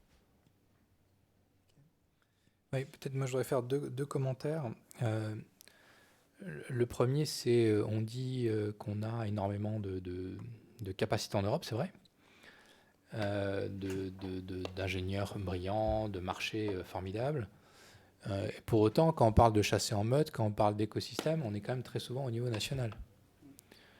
Moi, ça me frappe parce qu'effectivement, on a un sujet quand même de fragmentation qui est fort. C'est-à-dire que toutes ces entreprises dont on parle, elles sont en réalité peu européennes. On est sur un pays, voire de temps en temps sur deux. Mais c'est un peu compliqué de dire en même temps on a une puissance formidable en Europe et puis d'avoir une logique qui est en réalité plutôt nationale. Donc ce sujet-là, pour un moment donné, il va falloir qu'on trouve des réponses. Et je dirais que les États n'aident pas parce qu'on a aussi des réglementations qui sont différentes. Pour ne prendre l'exemple que des sujets de sécurité, de résilience, de souveraineté, on a des réglementations qui ne sont pas les mêmes en France, en Allemagne ou dans les autres pays. Donc, première remarque, je pense qu'on a besoin d'aller vers plus des meutes européennes, entre guillemets, et qu'aujourd'hui, on n'y est pas encore. Deuxième remarque, il ne faut pas oublier qu'à la fin, nous, on peut pousser, on peut aider, que ce soit Atos ou nous, mais à la fin, on a des clients qui décident. Et ces clients, ils décident aussi en fonction de leurs propres contraintes, de leurs propres enjeux. Et même si on a des solutions de cloud qui peuvent être de bonne qualité, à la fin, ils regardent aussi c'est quoi les softwares qu'on peut mettre dessus, c'est quoi l'écosystème de solutions qui existe. Et aujourd'hui, alors comment est-ce qu'on peut faire changer les choses? La question est ouverte. Mais aujourd'hui, la réalité, c'est que pour beaucoup de grandes entreprises, elles fonctionnent avec des écosystèmes Microsoft, pour dire les choses assez clairement, qui sont massivement déployés avec des salariés qui utilisent ces systèmes tous les jours, et que la facilité, mais aussi les coûts associés, c'est de continuer avec ces solutions. Et c'est ça que nous demandent aujourd'hui un certain nombre de nos clients. Donc la question, c'est aussi comment est-ce qu'on a des solutions et des écosystèmes par-dessus qui sont compétitifs, alternatifs, qui vont pouvoir amener des solutions comparables. Et ça, c'est un sacré challenge. Ouais, je n'ai pas apporté de solution, pardon. Mais et ça explique, juste un mot, et ça explique quand même, effectivement, le fait qu'on ait fait le choix, après les échecs qui ont été mentionnés sur CloudWatt, sur Numergy et autres, pour mettre un peu les pieds dans le plat. Je le dis d'autant plus qu'on était dans l'un des consortiums, qu'on a fait le choix, en tout cas chez Orange, de dire à un moment donné, c'est peut-être pas la solution idéale, mais au moins on va proposer une solution, effectivement, ce fameux cloud de confiance. J'ai compris qu'il n'était pas tout à fait souhaité, ou en tout cas voulu. Mais on pense que, en tout cas, nous, on a un certain nombre de clients qui nous disent nous, on a besoin d'avoir des solutions qui sont immunes aux lois extraterritoriales dont on a parlé tout à l'heure. On a besoin d'avoir des solutions qui sont reconnues, mais qui nous permettent quand même d'utiliser les solutions collaboratives dont on a parlé tout à l'heure. Donc voilà, encore une fois, je ne prétends pas apporter de solution, mais juste pour mettre quand même sur la table, on doit y arriver. Pour y arriver, il faut qu'on y arrive ensemble, il faut qu'on y arrive ensemble au niveau européen. Voilà, on est un peu trop franco-français, pardon. Et deuxièmement, on doit penser end-to-end avec un portefeuille de services et de solutions à la fin qui vont être comparables et compétitifs par rapport à ce que fournissent les Microsoft et autres. Peut-être que je peux rebondir parce que je suis tout à fait d'accord et je pense que justement on va là vers un modèle qui est en train d'évoluer. Et c'est ce qu'on est en train de créer, je pense, avec Gaia-X, IDSA, tout ce qui est les data space. Et donc, en fait, c'est ces écosystèmes, tu as tout à fait raison, Michael, il faut vraiment être dans des écosystèmes européens qui sont autour d'une même problématique. Donc il y a la mobilité, il y a la finance, il y a la santé. Bref, on a beaucoup d'écosystèmes qui sont en train de se créer comme ça, qui ont des besoins d'interopérabilité, qui peuvent regrouper des sociétés concurrentes, mais qui ont le même besoin finalement de partager de données parce qu'ils savent que pour changer leur business model, pour avoir des services beaucoup plus agiles et pour aussi avoir des données plus riches, on est obligé de travailler ensemble. Et donc là, c'est là aussi peut-être qu'il y a le paradoxe, ou en tous les cas la complexité, qui fait qu'on voit que les utilisateurs, on veut leur offrir beaucoup plus de simplicité. Si on prend le transport, tout ce qui est multimodal, on rêve d'une solution où on pourra aller d'un point A à un point B en faisant une seule demande, et puis tout sera traité, les transports dans tous les différents pays, les hôtels réservés, les places de théâtre, etc. Et donc, on voit très bien ce modèle très simple, pareil en santé, mais en fait, pour le réaliser, il faut standardiser, il faut pouvoir interopérer, il faut pouvoir sécuriser. Et donc, il faut pouvoir répondre aux problématiques législatives, etc. Donc, il y a une très grande complexité qui est là pour arriver à ce modèle dont on rêve, en fait. Et les data space au niveau défini tel que les a introduits, c'est des data space, donc c'est de l'échange des domaines virtuels d'échange de données qui sont entre plusieurs acteurs, entre plusieurs pays européens et qui donc doivent faire face à des problématiques de réglementation qui pour l'instant en effet sont définies au niveau national et comment on les uniformise. Et je ne pense pas que l'on ait une réponse qui vienne à temps de la part des instances européennes. Je pense que ça passera par des acteurs privés. Il faut dire qu'en Chine, c'est un petit peu plus facile pour décider rapidement. Quand on regarde combien de temps on a mis pour créer la monnaie européenne, créer un modèle de fonctionnement au niveau IT européen, c'est réglementaire qui passe partout, ça prend du temps. C'est quoi les grandes étapes à venir de GAIX? Est-ce qu'il y a des jalons comme ça qui sont un peu devant? La question n'était pas du tout prévue, ni piégeuse. Il y en a un. Donc GAIX, c'est promouvoir les valeurs européennes sur l'échange de la donnée, les services informatiques. GAIX n'est pas là pour faire la promotion de la souveraineté européenne. On est là pour faire la promotion notamment de la souveraineté numérique. Je reprends la définition de mon collègue. Et on estime que pour pouvoir activer ce genre de décision, il faut avoir de la transparence. Il faut savoir où le service est localisé, qui fournit la technologie. C'est pour ça que je préfère avoir des critères beaucoup plus tangibles que dire il faut que ça vienne de la décision d'un État ou d'une réglementation. Je pense qu'il y a moyen de mesurer ce qui se passe actuellement et de laisser aux utilisateurs de prendre des décisions. Le premier point sur lequel on travaille, c'est l'identité. Pas l'identité de la personne physique ici dans la place. Vous n'avez pas besoin d'être connu auprès d'un cloud provider. On parle du B2B, l'identité entre B2B. Comment est-ce que je négocie mon contrat entre B2B? Actuellement, avoir un contrat, ça peut prendre plusieurs mois. Comment est-ce qu'on réduit ça à quelques heures ou à quelques minutes? Les contrats types ont toujours les mêmes clauses. Comment est-ce qu'on reconnaît la signature électronique d'un contrat devant une cour de justice? Il y a des embryons, pas encore de quoi passer à l'échelle. Alors, je crois qu'il y a encore une ou deux questions dans la salle. Est-ce qu'il y a des points que vous souhaitez aborder, parce que le temps file, sur le panel, des points qui vous manquent ou sur lesquels vous voulez... L'éducation. Je pense que si on focalise sur l'éducation, par exemple, quand on voit les formations qui ont été mises en avant en disant on va créer une école de formation sur tel sujet en utilisant une GAFAM, j'ai des enfants, ça me fait grincer des dents. Et moi j'ai le sujet de la cybersécurité. On est quand même très défensif là, depuis 1h30. On va construire chez nous, on va relocaliser les talents, etc. Mais quelle est votre vision de l'État de l'Europe? Je ne vais pas raisonner à l'échelle nationale, hein, mais quel est le niveau de l'Europe aujourd'hui dans sa capacité à répondre à une attaque, mais aussi éventuellement à attaquer? Parce qu'on voit, il y a eu quelques exemples. Là, il y a quelques hackers qui se sont fait poursuivre par les instances américaines et qui ont été arrêtés. Est-ce qu'on est bon sur la cybersécurité? Je pense que vous êtes tous très bien placés pour avoir des infos. Est-ce qu'on est au niveau des Américains? Est-ce qu'on s'est résisté aux armées de... Excusez-moi, il n'y a aucun racisme derrière tout ça, mais aux armées de petits Chinois qui sont entraînés pour aller envoyer des stagiaires chez Airbus ou ailleurs. Est-ce qu'on est bon là-dessus? Moi, ça me manque comme réponse. La question est multiforme. Est-ce qu'on a les compétences techniques?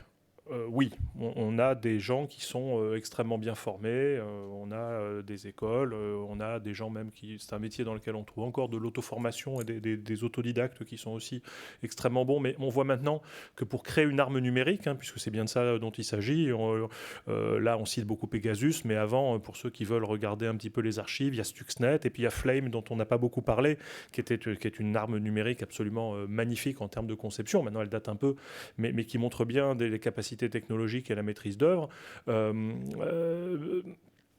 J'allais dire, nous, au niveau européen, on a totalement les compétences pour fabriquer ce type d'armes et ça ne m'étonnerait pas que quelque part, on en ait déjà sous quelques matelas. Maintenant, est-ce qu'on est capable de résister à une attaque numérique de grande ampleur? Vu comment la majorité des systèmes sont troués, et je le répète, troués du processeur au plafond, la réponse, c'est sans doute non. Et je pense que, bien sûr, on parle beaucoup, on se focalise sur les opérateurs d'importance vitale, les fameux OIV. Mais enfin, si je veux foutre le why dans un pays, je ne vais pas m'attaquer à une centrale nucléaire, même si c'est une belle cible. Je vais foutre en l'air le système des allocations familiales. Et 15 jours après, il y a 2 semaines après, quand les gens n'ont pas leur blé pour vivre, ils sont dehors avec des fourches et des torches. Donc, je veux dire, il faut comprendre. Et là, ces systèmes-là, en termes de niveau de sécurité, bien sûr, ça monte. J'ai aussi des copains qui travaillent dans ces boutiques-là. Mais la chaîne est tellement vaste. En cybersécurité, il suffit d'un maillon moisi pour que la chaîne éclate. Donc on est face à des systèmes qui sont éminemment complexes et éminemment fragiles. Je pense que si on était l'objet d'une cyberattaque de grande ampleur, il faudrait plutôt miser sur la résilience que sur espérer tout sauver. Voilà, que la résistance. Bon, ça, c'est mon avis, j'allais dire, intuitif. J'imagine qu'il y a des gens qui ont déjà réfléchi à la question. Donc, les compétences, on les a. Au niveau offensif, on les a. Maintenant, le problème, c'est que dans le cas d'une vraie guerre, entre guillemets, alors, c'est le passage à l'échelle aussi, c'est les troupes. Quand tu parlais de l'armée des petits X, Y, Z, bien sûr, c'est la capacité d'avoir beaucoup de gens formés parce que, comme sur les troupes sur le terrain, ça demande un entraînement de former les gens. L'avantage du numérique, c'est le passage à l'échelle.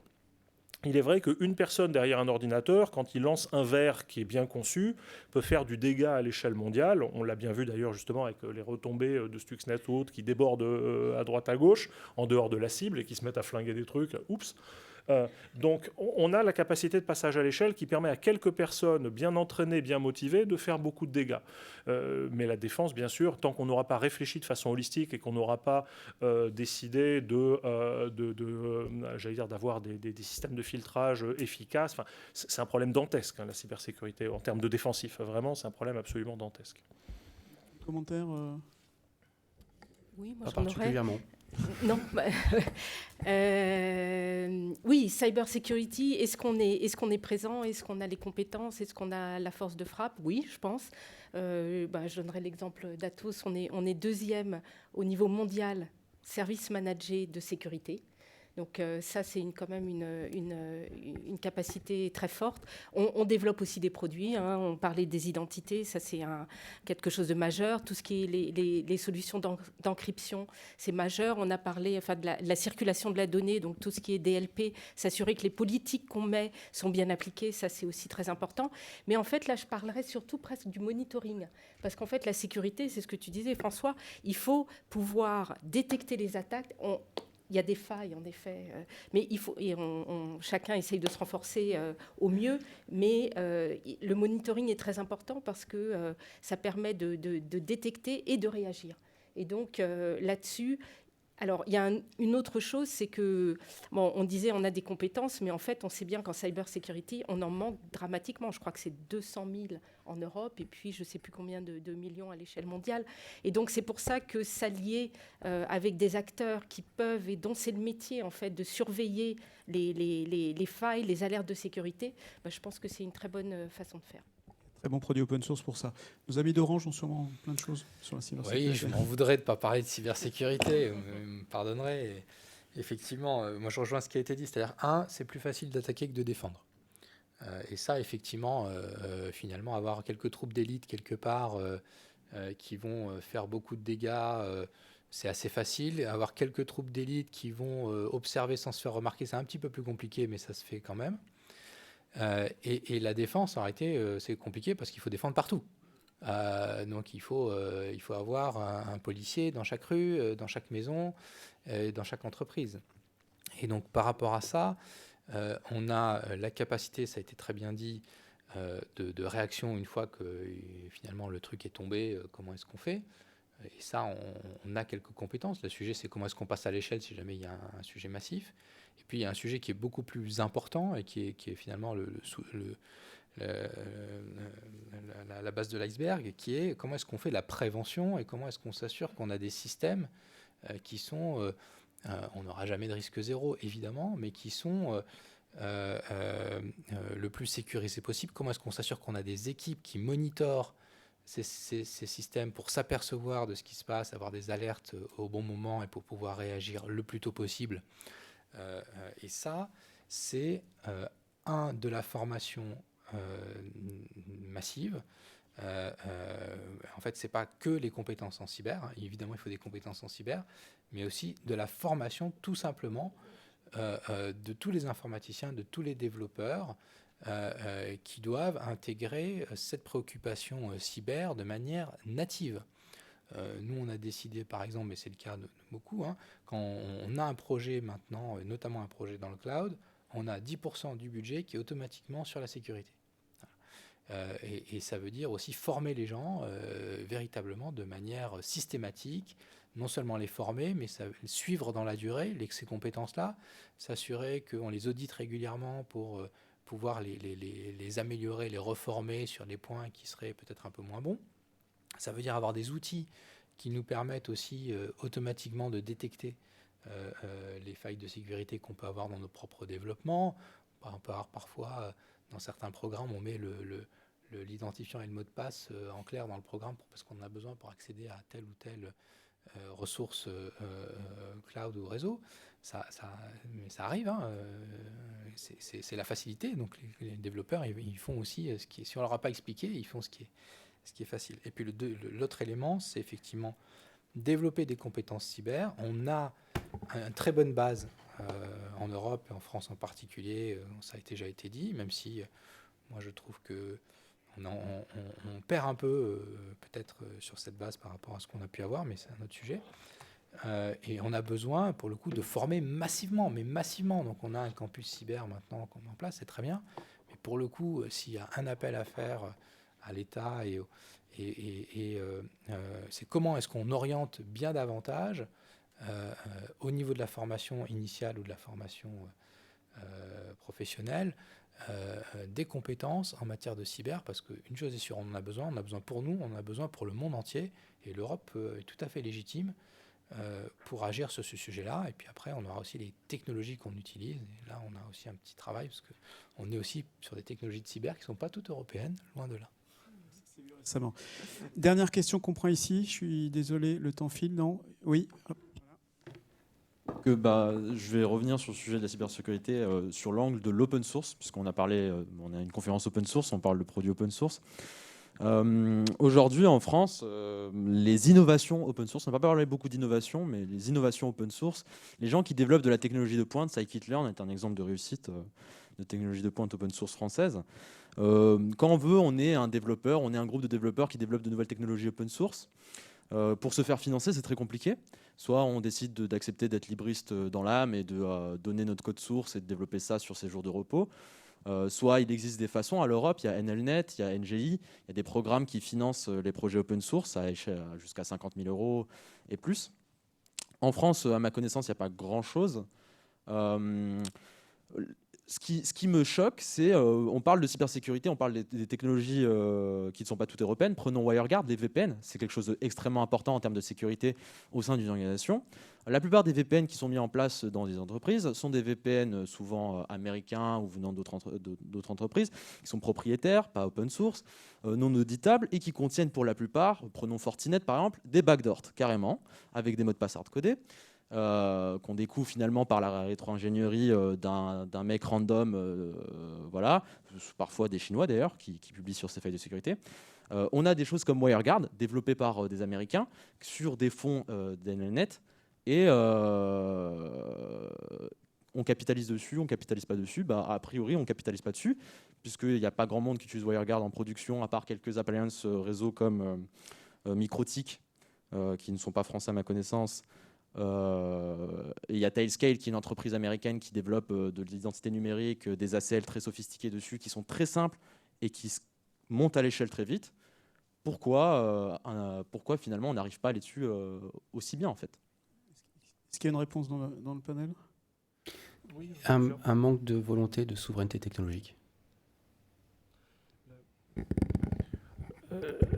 Lors du salon Beboost, qui était aussi un salon professionnel sur le libre et l'open source qu'on a tenu à La Rochelle il y a un mois, il y a Jean-Paul Smets qui a fait une phrase très vraie. Il dit « On est des colonisés dès le moment où on pense que les technologies étrangères sont meilleures que nos technologies nationales. » Et ça, c'est vrai que c'est un syndrome, une fois qu'il est rentré dans les têtes.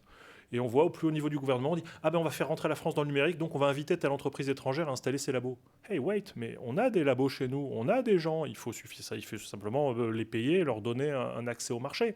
Donc pourquoi est-ce qu'on utilise des technologies étrangères et pas nécessairement les technologies ou les logiciels qu'on a chez nous? Parce qu'il faut sortir aussi d'une mentalité de coloniser d'abord. Alors ensuite, j'amodirais votre propos, open source, pas open source. Sur le plan de la sécurité, c'est pas nécessairement tout blanc, tout noir. C'est-à-dire que Heartbleed, par exemple, a bien montré que ça avait beau être libre, pendant des années, les gens sont passés dessus sans le voir. Et puis on a aussi des retours de personnes qui ont été payées pour délibérément introduire des failles de sécurité dans du libre. Le seul avantage du libre, c'est qu'au moment où la faille est trouvée, on la bouche rapidement. Alors qu'effectivement, sur des systèmes privatifs toujours en production, l'éditeur lui dit « je m'en fous, cette-là, je ne la corrigerai plus parce que maintenant, achetez la version Schmurz ». Mais tous les logiciels installés ou embarqués ou cachés à l'intérieur, eux, ont la faille de sécurité documentée et béante. Donc, en termes de sécurité, le libre apporte un bénéfice qui n'est pas nécessairement toujours significatif par rapport au privatif, mais j'aime beaucoup le libre, soyons clairs, si vous voyez mon pédigré, je le promeus.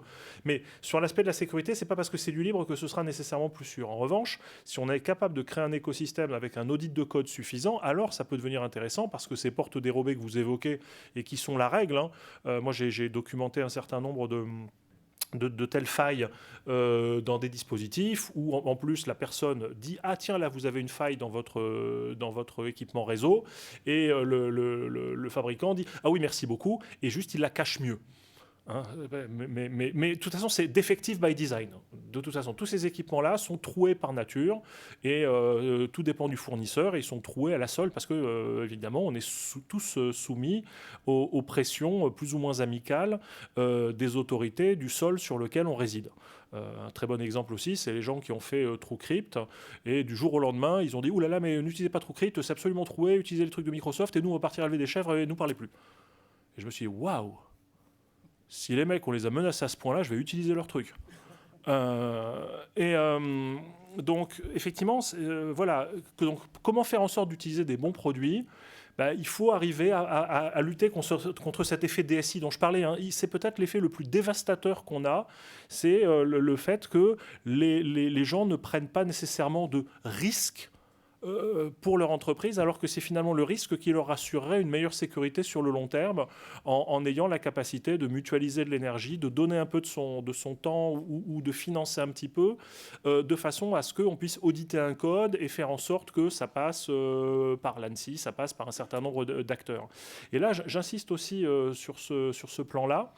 On a un problème administratif aussi, moi je le vois, dans les labos par exemple, moi je fais de la programmation aussi beaucoup, il y a des logiciels qui font économiser des milliards d'euros à tout le monde, c'est Valgrind, c'est GDB, c'est des outils.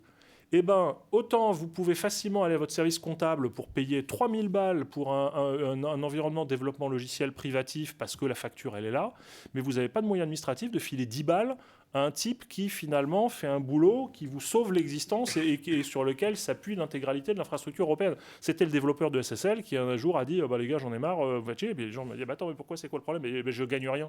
Mais t'es fou, tiens, voilà 50 000 $. Tiens, enfin, je veux dire, les gens qui ont un intérêt stratégique à ce que le logiciel existe, ils sont capables de financer. Donc, je crois là encore aussi que finalement, il y a un argument psychologique à combattre, mais il y a aussi, du point de vue comptable, c'est simple, c'est aussi bête que ça. La capacité de financer les projets qui sont stratégiques pour nous. Moi, quand je fais la promotion du libre, c'est pas du tout par j'allais dire, idéologie, c'est par efficacité économique. J'ai des arguments pour dire qu'une techno, enfin justement un projet libre, c'est la mutualisation des coûts et ça permet une efficacité économique, mais il faut faire le choix stratégique du libre.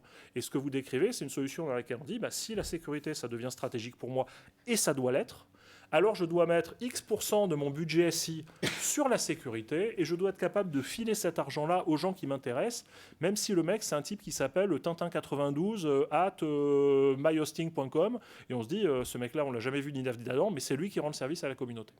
Il y a un point. Et donc je profiterai pour faire la promo. Il y a une excellente conférence sur le financement des projets open source demain matin à 9h45. C'est moi qui l'a fait, c'est pour ça que je dis qu'elle est bonne. Et je ne suis pas tout à fait d'accord sur le constat qu'il n'existe rien en France, mais effectivement, il y a une spécificité française quand il s'agit du financement de l'open source. C'est difficile par rapport aux règles comptables. Oui, par rapport à la commande publique, c'est évident. Bon, je suis désolé, on ne peut plus prendre de questions. On est quand même disponible, évidemment, après, si vous avez envie de continuer la discussion. Merci à vous tous. Pierre. Sur juste le financement d'open source, il y a une problématique auquel j'ai été personnellement impliqué. C'était, on monte une start-up. Si on va avoir des financements, il faut pouvoir montrer qu'on a des brevets.